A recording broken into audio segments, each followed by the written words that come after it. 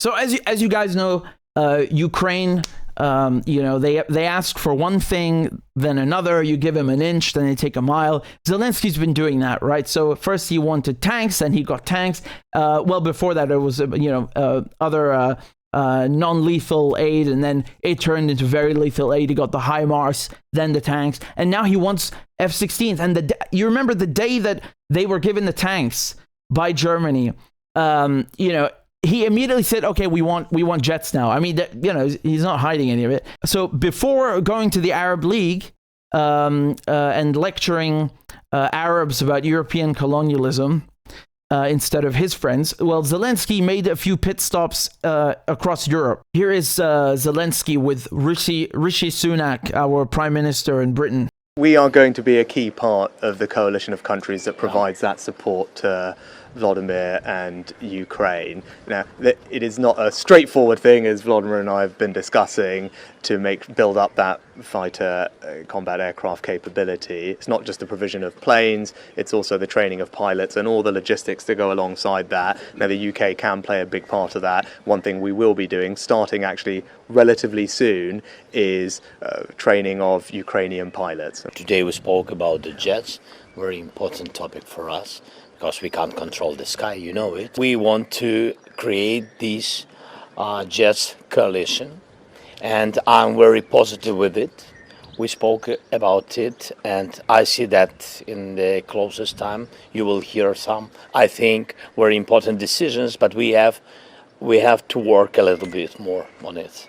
They had a cup of tea and then decided on, how to make peace with more weapons. So, the UK and the Netherlands, we've formed jet fighter coalition, as it's being called, to help Ukraine procure F-16. So basically, we want to pressure other countries, and of course, it has to include the US because they are the exporter.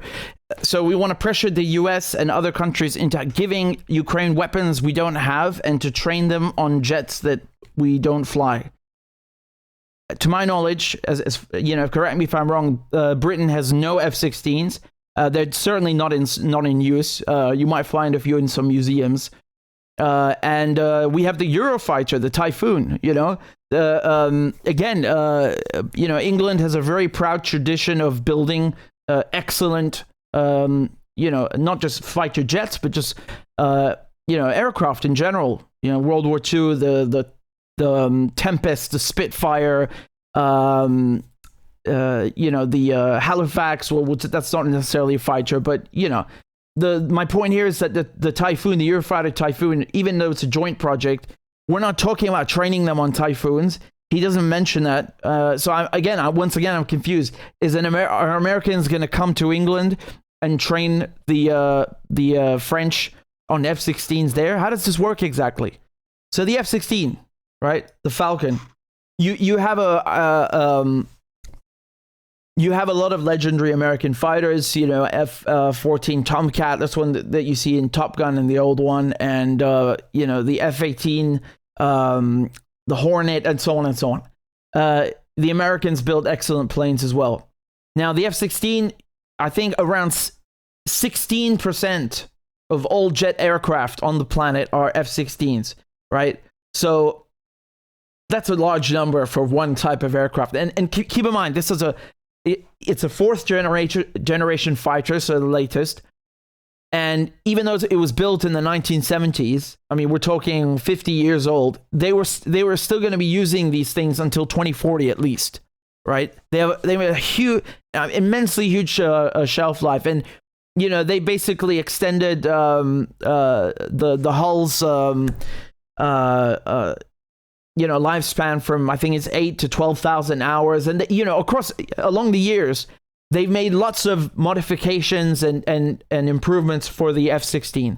So my point is that even though it's quite old, it's extremely effective. So this is good for air-to-air combat, for dogfights, and surface, air to ground bombing. So basically hitting targets on the ground, taking out targets on the ground, and also shooting down other jets. Now, the thing is that even though the F-16 is really good at these things, what does Zelensky think they're going to do? Are they going to have dogfights with Russian planes? This makes no sense, because the cheaper and the smarter thing to do would be to train the Ukrainians to fly the same goddamn planes that they already fly, meaning Soviet and Russian era.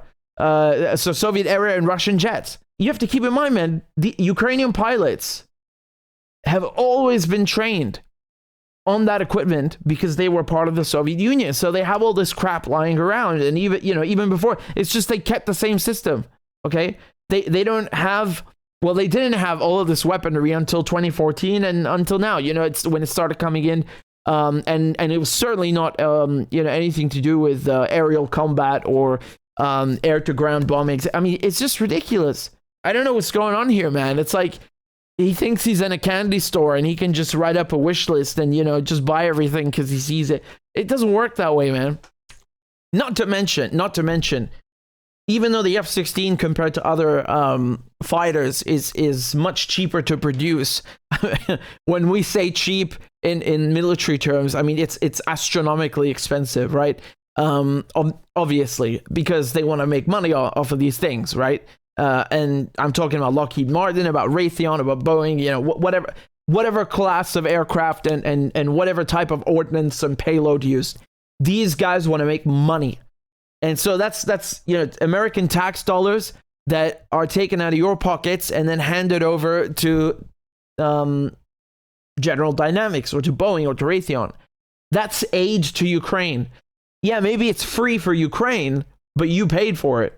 You get what I'm saying? So even if this were to go ahead, dude, think of the cost of these things. I know that they're, as I said, relatively cheap compared to other jets and fighters. That still doesn't make them cheap for the taxpayer or for anyone. It's these things are astronomically expensive. Jesus Christ.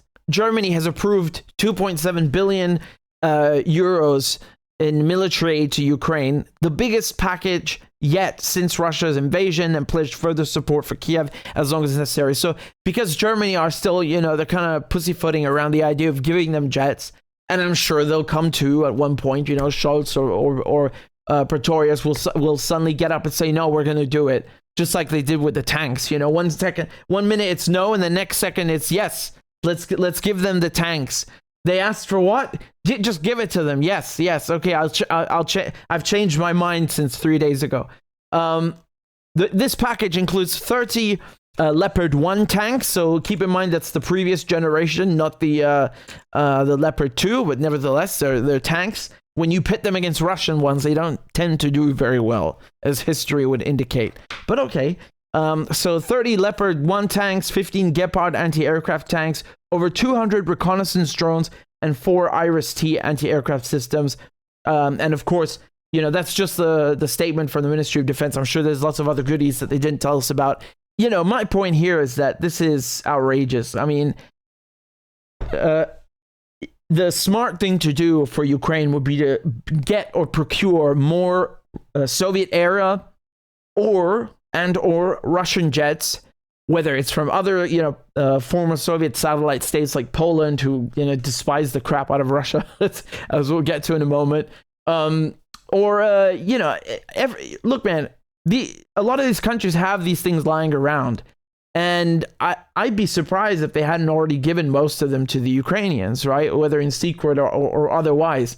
But my point here is just that, in Zelensky's, a feverish attempt to transition to a NATO armed military, I mean, it's like he doesn't grasp that these things are very, very costly, very difficult to maintain. You need the logistical supply line just to maintain the goddamn things. You need the crew members who can fly them, those who can repair them, and this applies for tanks as well, by the way. But tanks, you can relatively, compared to a jet, train crews much faster.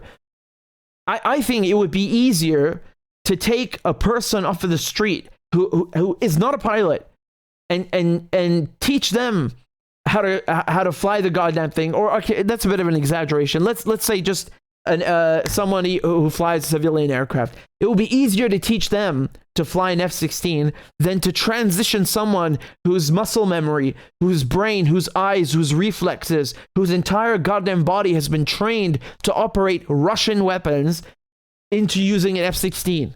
It's like they have to unlearn most of what they know and then reprogram. It's very difficult, man. That must be fucking excruciating and such a pain in the ass. You're much better off just giving them Russian stuff. And also, why don't you pay for it yourselves, Zelensky? You pay for the goddamn things. I don't want to pay for your shit. Sorry, I just don't. And I think most people in the West don't want to pay for your shit. If they understood, and I think everyone's starting to understand where this thing is going, that all of the tax dollars and tax pounds and tax euros that people pay are going into the coffers and the bank accounts of Raytheon and General Dynamics and BAE Systems. No one wants that. We're sick of it. And food has become expensive. Gas is expensive. Everything is expensive. Just fucking sit down and speak with Putin and end this damn thing. You don't need F-16s. You need good diplomats. You need people who know how to negotiate. You need people to back you and put you on the right course towards diplomacy, not more war. What's the war got accomplished? And I say this to both Russia and Ukraine. What has been accomplished? Nothing. And to NATO, of course. When we say Ukraine, it's really NATO. Ukraine didn't start this war. It's NATO who provoked it. They poked the Russians. The Russians, I think they could have done things differently. They could have, even though it's difficult and they're backed into a corner. Maybe, sometimes it's worth pushing a bit more and you have cooler heads prevailing. This whole situation needs to be fixed with those two guys sitting down and negotiating. That's it. End of story. Yeah, the F-16s are not going to help you. The only people that they help are the weapons manufacturers and the military-industrial complex. Those people don't need help. They need goddamn capital punishment. Oh, man.